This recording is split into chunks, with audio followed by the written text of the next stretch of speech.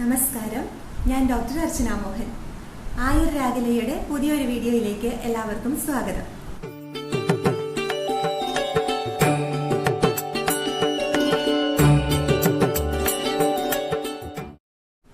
ആയുർവേദത്തെക്കുറിച്ച് ഓർക്കുമ്പോൾ തന്നെ എല്ലാവരുടെയും മനസ്സിൽ ആദ്യം ഓടിയിരുന്നൊരു കാര്യമാണ് പഥ്യം.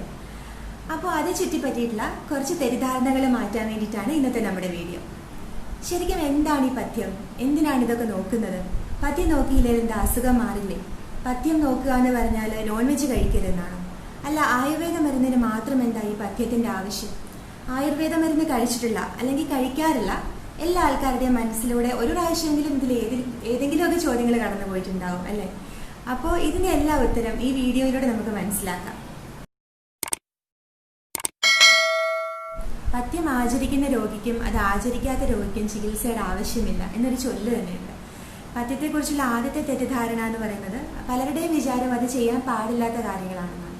ശരിക്കും ശരീരത്തിനും മനസ്സിനും ഹിതമായിട്ടുള്ളതും ചെയ്യാൻ പാടുള്ള കാര്യങ്ങളുമാണ് പഥ്യം എന്ന വാക്കുകൊണ്ട് ഉദ്ദേശിക്കുന്നത്. അതിൽ ആഹാരങ്ങളും വിഹാരങ്ങളും മനസ്സിന്റെ വിചാരങ്ങൾ പോലും ഉൾപ്പെടുന്നുണ്ട്. ചെയ്യാൻ പാടില്ല എന്ന് പറയുന്നത് അപഥ്യമാണ്. ഏറ്റവും സിമ്പിളായിട്ട് പറഞ്ഞാൽ ഒരു വ്യക്തിക്ക് അയാളുടെ അസുഖം കൂടുന്ന തരത്തിലുള്ള ആഹാരങ്ങളും വിഹാരങ്ങളും വിചാരങ്ങളും മാറ്റി നിർത്തി ആ രോഗത്തെ കുറയ്ക്കുന്ന കാര്യങ്ങൾ പിന്തുടരുക എന്നുള്ളതാണ് പഥ്യം എന്നതുകൊണ്ട് ഉദ്ദേശിക്കുന്നത്. അങ്ങനെ വരുമ്പോൾ രോഗത്തിനാണോ മരുന്നിനാണോ പഥ്യം നോക്കേണ്ടത്? തീർച്ചയായിട്ടും രോഗാവസ്ഥയ്ക്ക് അനുസരിച്ചാണ് പഥ്യം നോക്കേണ്ടത് പ്രധാനമായിട്ടും. പിന്നെ ചില പൊട്ടൻസി കൂടിയ ഡ്രഗ്സ് ചേരുന്ന മെഡിസിൻസ് ഒക്കെ കൊടുക്കുന്ന കണ്ടീഷൻസിലും പഥ്യം നോക്കേണ്ട ആവശ്യം വരാറുണ്ട്. അതെന്താണെന്ന് വെച്ചാൽ ചില മരുന്നുകൾ നമ്മുടെ ശരീരത്തിൽ ചെല്ലുമ്പോൾ അതിന് വിരുദ്ധങ്ങളായിട്ടുള്ള ആഹാരങ്ങൾ നമ്മൾ ശീലിക്കുകയാണെങ്കിൽ ആ മരുന്നിൻ്റെ ആക്ഷൻ കുറയാനും ഉദ്ദേശിക്കുന്ന ഒരു റിസൾട്ട് കിട്ടാതിരിക്കാനും ചാൻസ് ഉള്ളതുകൊണ്ടാണ് അങ്ങനെ പറയുന്നത്. ഇനി പഥ്യം നോക്കാതെ മരുന്ന് കഴിച്ചാൽ അസുഖം മാറില്ലേ എന്നൊരു സംശയം ചിലർക്കെങ്കിലും ഉണ്ടാവാം. അതിനൊരു ഉദാഹരണം ഞാൻ പറയാം.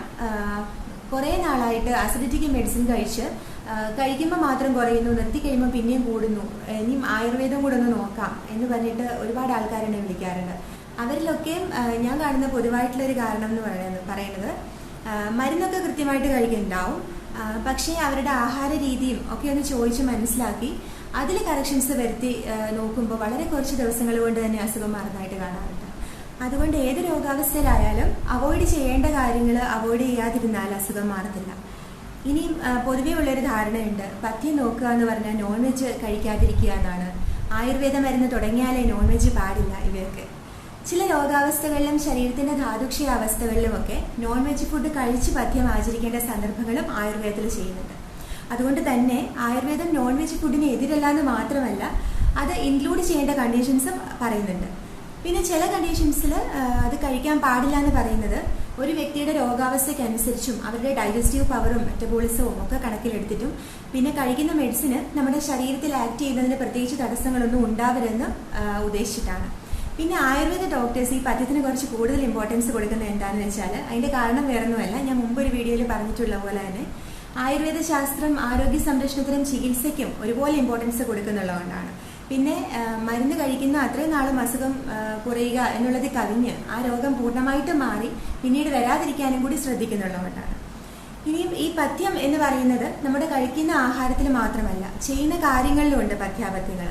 അങ്ങനെ പഥ്യ ആഹാരങ്ങൾ പോലെ പഥ്യ വിഹാരങ്ങൾക്കുള്ള ഒരു ഉദാഹരണമാണ് ഇപ്പോൾ ഈ കൊറോണ വരാതിരിക്കാൻ വേണ്ടിയിട്ട് നമ്മൾ മാസ്കും സാനിറ്റൈസറും ഒക്കെ യൂസ് ചെയ്തിട്ട് സാമൂഹ്യ അകലമൊക്കെ പാലിക്കുന്നത്. അതുപോലെ തന്നെ പ്രഗ്നൻസി പീരീഡിലെ ചില കാര്യങ്ങളൊന്നും ചെയ്യാൻ പാടില്ല എന്ന് ഡോക്ടേഴ്സ് പറഞ്ഞെടുക്കാറുണ്ട്.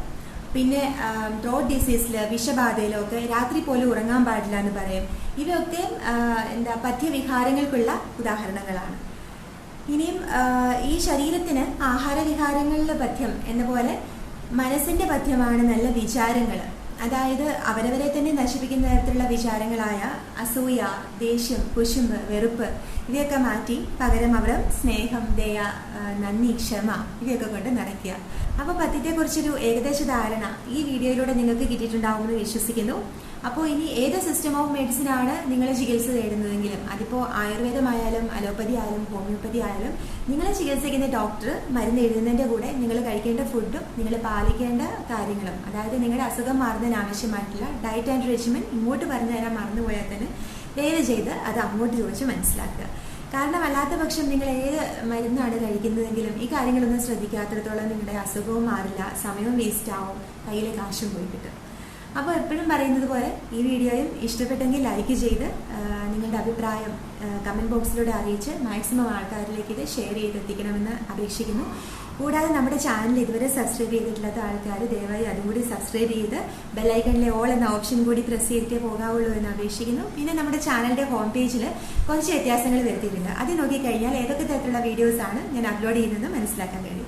അപ്പോൾ പുതിയൊരു വീഡിയോയുമായി വീണ്ടും കാണുന്നത് വരേക്കും എല്ലാവർക്കും നല്ലത് വരട്ടെ എന്ന് ആശംസിച്ചുകൊണ്ട് നിർത്തുന്നു. നന്ദി.